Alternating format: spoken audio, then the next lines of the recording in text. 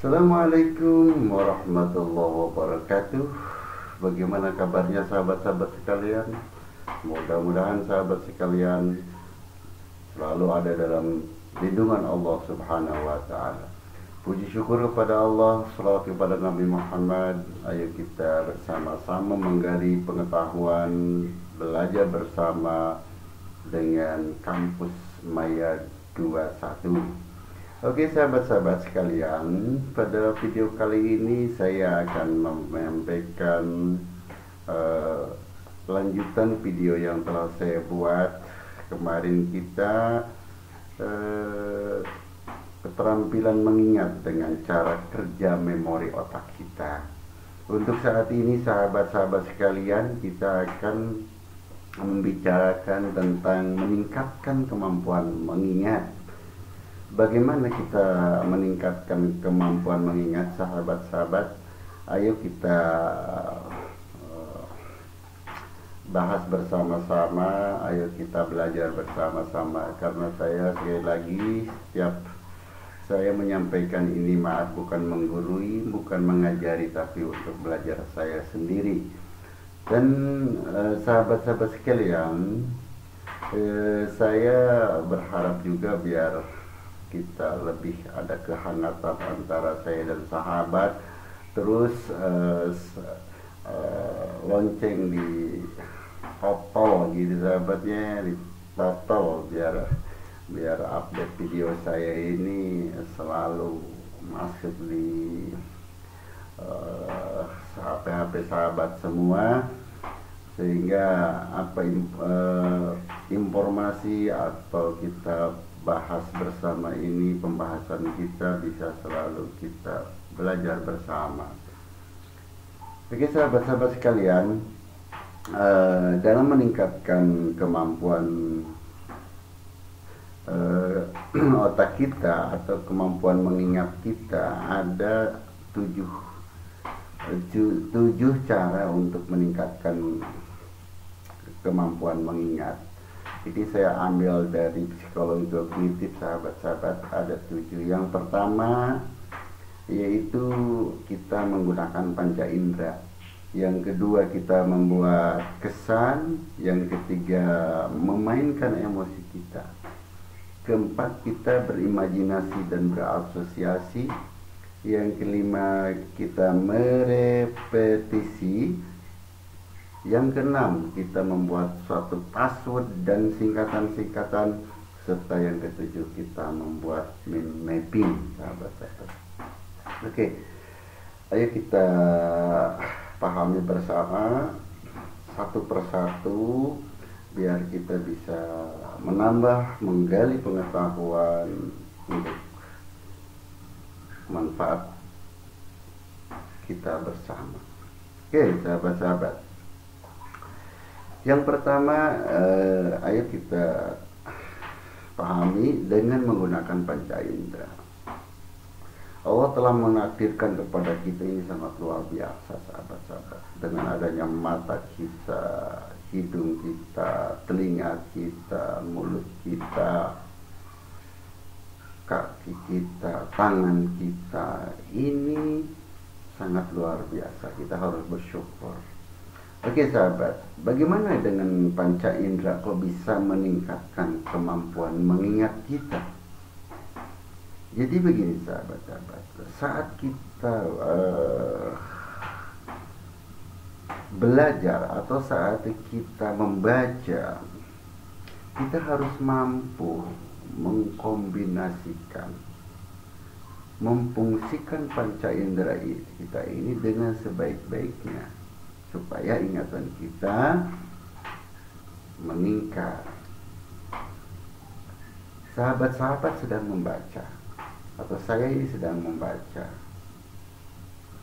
Kita ini jangan sampai saat kita membaca matanya ke tulisan, tapi pikiran kita kemana-mana.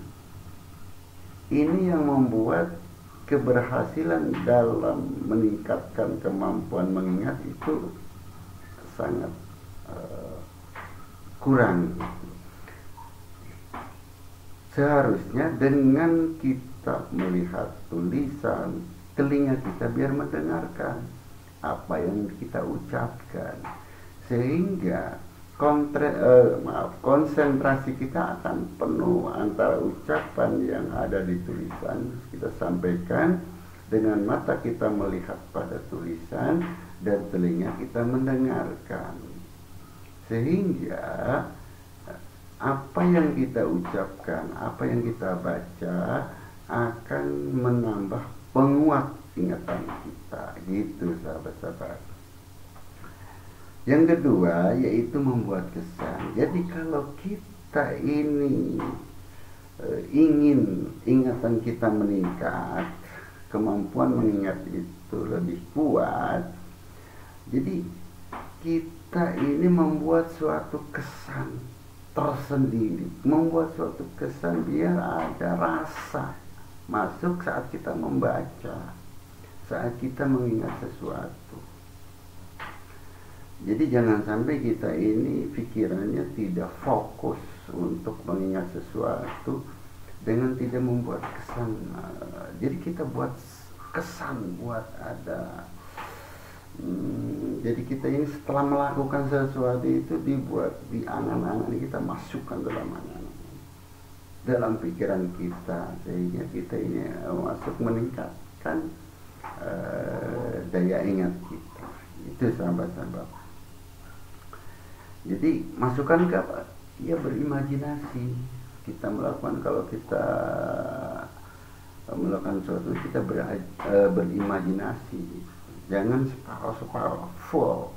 Itu upaya yang harus dilakukan dalam rangka meningkatkan kemampuan mengingat.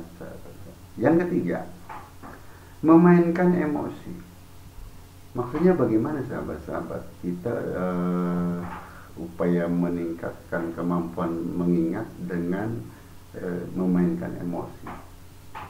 Perlu kita sadari, kita ini emosi itu kan kita kadang-kadang sedih, kadang bahagia, gitu kan. Kegiatan saat kita melakukan memahami sesuatu, mengingat sesuatu, membaca sesuatu, jadi kita ini kita harus membawa emosi kita ke dalam suatu bacaan, ke dalam suatu ingatan kita, untuk diarahkan sepenuhnya apa yang ada dalam misalkan bacaan tersebut. Misalkan bacaan tersebut kita membaca tentang kesedihan, misal kita imajinasikan, kita bawa emosi kita ke arah kesedihan tersebut, seolah-olah ini kita sedih. Terus kalau kita membaca suatu cerita tentang kebahagiaan, kita ini bawa kita ini kebahagiaan dalam suatu cerita tersebut, artinya kita masuk ke dalam cerita tersebut, sehingga kita akan berangan-angan karena kita sebagai pelakunya, sebagai pemainnya, begitu sahabat-sahabat. Itu untuk meningkatkan kemampuan mengingat kita. Kemudian yang keempat, imajinasi dan asosiasi.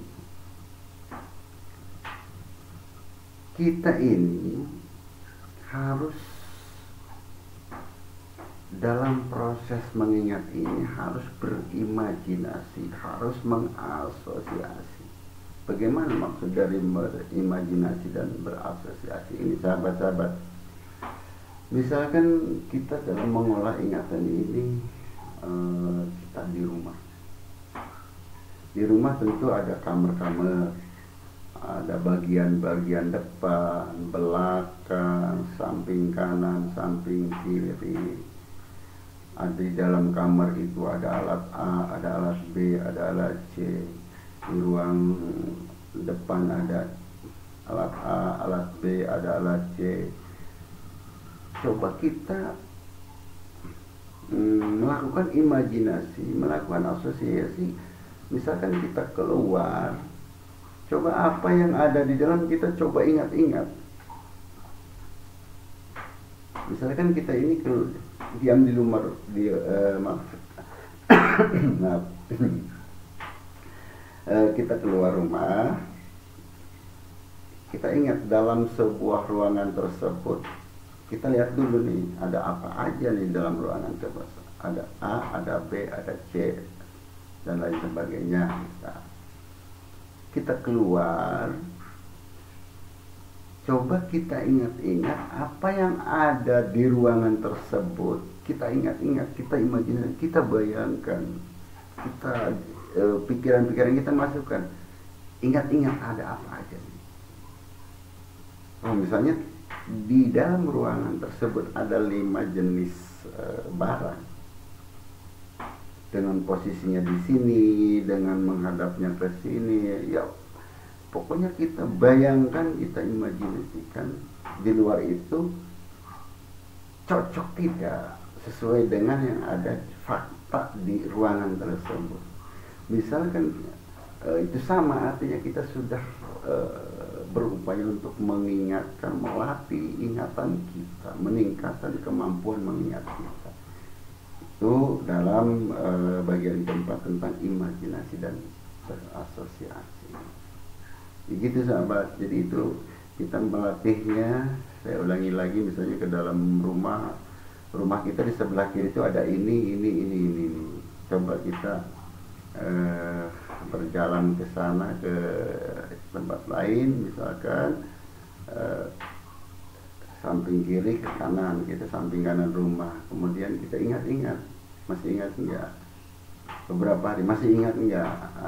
Itu kita ini jadi berupaya mengingatkan melalui imajinasi kita. Jadi peristiwa-peristiwa, terus teman-teman, misalkan dengan teman-teman, kejadian dengan teman-teman, apa itu kejadian di kantor, coba kita ingat-ingat, masih bisa mengingat dengan sempurna tidak? Itu latihan-latihan hanya untuk meningkatkan kemampuan mengingat. Oke, yang kemudian di bagian kelima, repetisi. Bagaimana dengan merepetisi ini? Jadi kita ini harus selalu berkonsentrasi. Kita ini selalu harus berkonsentrasi secara penuh apa yang diperoleh informasi ke kita. Jadi misalkan gini, ada informasi yang diterima oleh kita, anggaplah kita sedang mendengarkan ceramah, atau kita mendengarkan berita, atau kita mendengarkan, kalau anak sekolah, seolah-olah anak sekolah ini misalkan lagi mendengarkan ceramah dari gurunya, atau mahasiswa yang sedang mendengarkan dari dosennya. Itu kita berupaya untuk berkonsentrasi penuh. Nah, setelah selesai, misalnya kita di salah satu tempat ceramah, kita mendengarkan, atau setelah pulang dari sekolah atau dari kampus, kita ke rumah itu mengulang apa yang telah disampaikan tadi dengan gaya kita sendiri, dengan kreatif kita sendiri. Kita ulang apa yang telah disampaikan. Artinya untuk mengulang ini tujuan untuk mengingat, memperkuat ingatan kita. Gitu sahabat. Dengan bagaimana ya kita masuk ke dalamnya, seolah-olah kita misalkan ini kita ini dengar dari pengajian, seolah-olah yang telah menyampaikan itu seolah-olah kita buat seperti beliau yang telah ceramah gitu. Dengan biasa kata-kata keras, bersuara, tidak dalam hati, bersuara, sehingga kita lakukan seolah-olah kita ini menjadi penceramah, atau kita menjadi dosen, atau kita menjadi gurunya gitu. Kalau kita habis dengarkan rapat misalnya, apa yang telah disampaikan kita ulang lagi. Jadi ini ada upaya-upaya terus untuk selalu mengasah apa yang telah kita terima, kita ulang dengan penuh konsentrasi dan penuh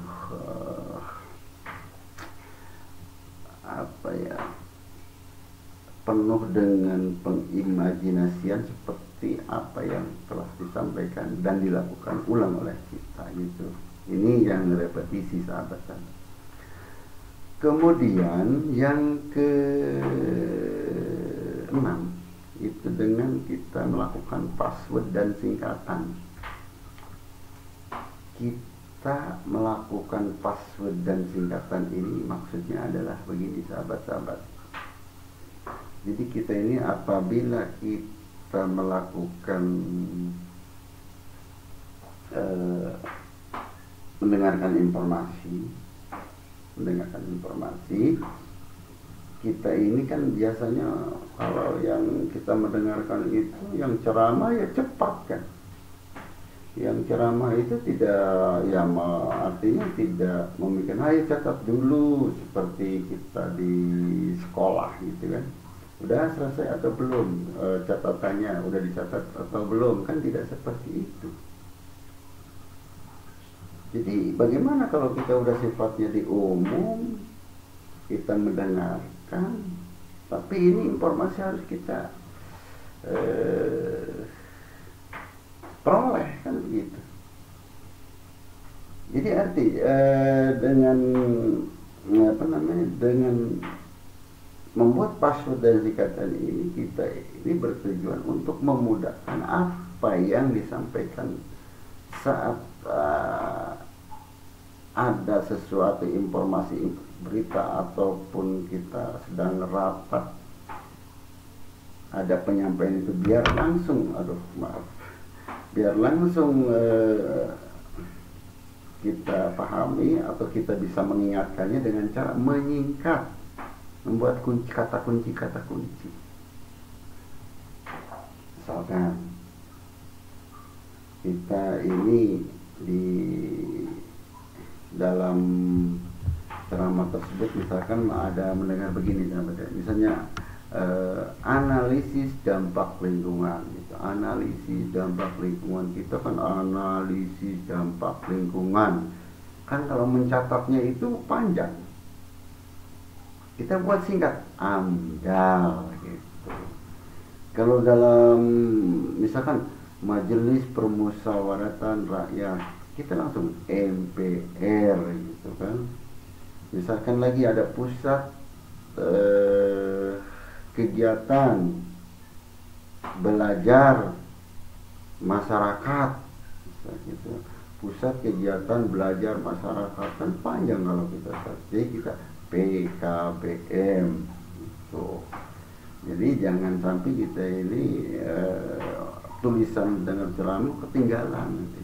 Apa informasi yang harus kita pahami, saya ingat-ingat, akhirnya tidak dapat diterima.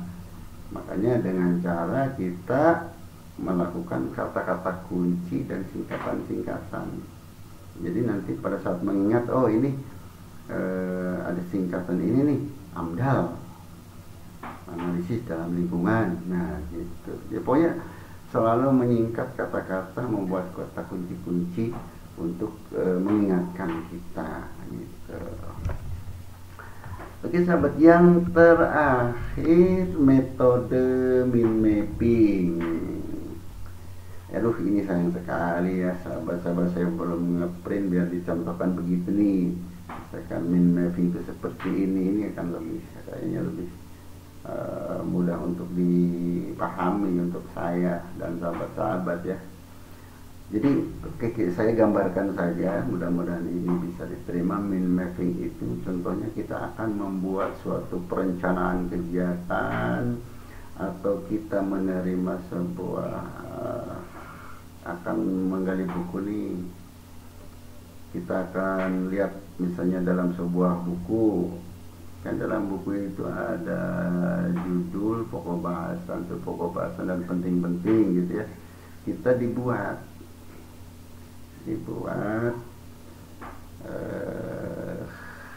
gimana saya menggambarkannya ini rada. Oke, saya bukan yang ini lah, gini aja sahabat-sahabat. Misalkan kita ini akan membuat kegiatan, mengingat kegiatan dalam seminggu. Misal kita ini ada pohon, namanya pohon 1 minggu. Kita kan punya tangkai 1, 2, 3, 4. Itu tangkai itu ada hari-hari, hari Senin, Selasa, Rabu, Kamis, Jumat, Sabtu, Minggu, gitu kan. Nah, di tanggai-tanggai itu kita punya perencanaan apa? Misalnya kita akan melakukan aktivitas A. Aktivitas A ini kan harus kita jabarkan lagi dengan singkatan-singkatan aja. Misalnya kita dalam hari ini Senin kita akan menawarkan sebuah produk lah.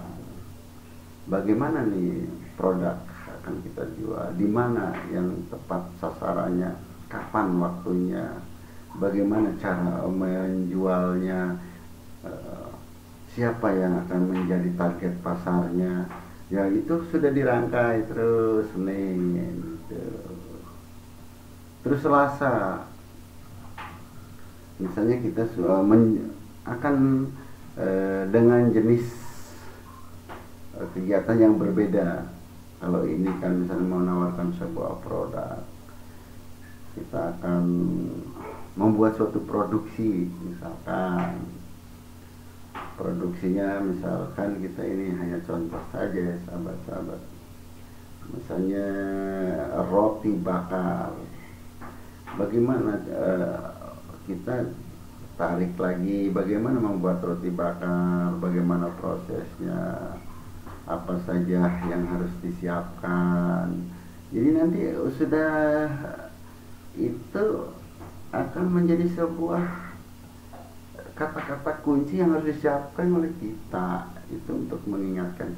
Jadi nanti akan meningkatkan kemampuan-kemampuan yang kita harapkan.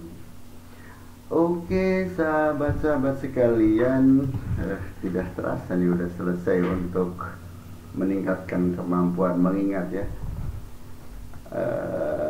Saya pikir ini udah cukup dalam meningkatkan kemampuan mengingat. Harapan saya ini bermanfaat khususnya untuk saya pribadi dan untuk sahabat-sahabat semua.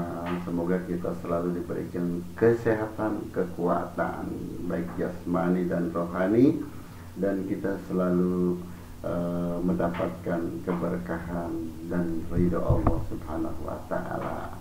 Mudah-mudahan kita bisa ketemu lagi pada video berikutnya, yaitu yang akan saya bicarakan tentang langkah praktis memaksimalkan kemampuan mengingat. Jadi langkah-langkah praktisnya bagaimana untuk memaksimalkan kemampuan mengingat itu sahabat-sahabat. Tonton sampai habis. Setiap ada tayangan saya berharap tonton sampai habis. Jangan lupa subscribe, jempolnya ditotol, dan kemudian loncengnya tekan, bagikan ke teman-teman biar jangan kita saja yang punya pengetahuan, orang lain pun butuh pengetahuan. Terima kasih, mohon maaf apabila ada kata-kata yang kurang berkenan. Semoga kita dalam menggali dan belajar bersama ini mendapatkan ridha Allah Subhanahu wa taala. Assalamualaikum warahmatullahi wabarakatuh.